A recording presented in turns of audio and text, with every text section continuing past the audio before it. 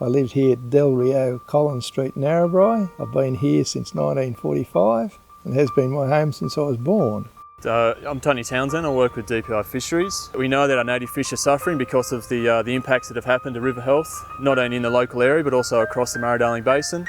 And we're trying to roll out some on-ground activities that will improve not only the health of the river but also bring back our native fish. When I was small, the Namoi was pristine. It used to flow. It was that swift down the back here. You had difficulty swimming up the stream. In the summer times we lived in the river because it was so hot, and we were able to catch any kind of native fish without having wait time. You go and catch big Murray cod and quite a few yellowbelly. My dad used to take me fishing quite a lot too, and it's sad to see that's all gone. So Ron Island has been really great at getting his hands dirty. So the plan there is to do a lot of native vegetation planting on his property to establish some corridors that link the property back to the main Namoi River. Well, my personal action is to tidy it up, and then when I get it tidied, show the neighbours in the area what can be done and how good it looks when it's finished.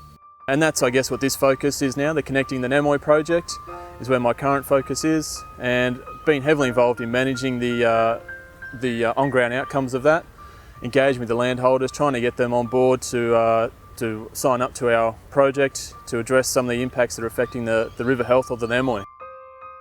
Actually, I'm very excited. They wrote to me and asked, was I interested in joining their force and becoming part of the team?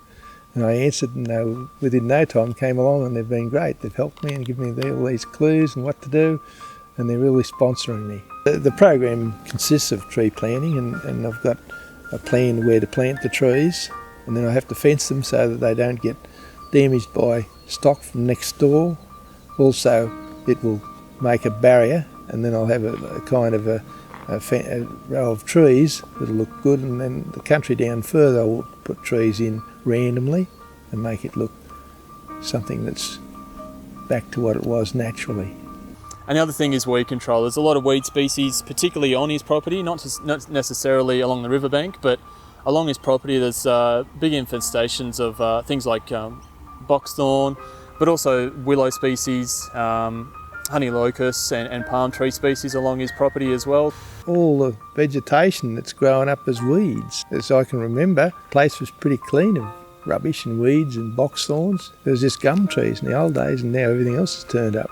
Removing them from the vegetation and giving our native trees a better chance at surviving and competing with those species will give some great benefits to not only the river but also to Ron's property overall. New South Wales DPI and Fisheries have been really helpful and active in encouraging me to get this program underway. They've been up front, and I find them good to work with, and without them I wouldn't be here today. Hopefully we can continue on having them call in and see what we're doing and carrying on with the help that they're giving us and support. In 50 years' time this can be a picture of a place that visitors can come and say, hey, look what happened here 50 years ago.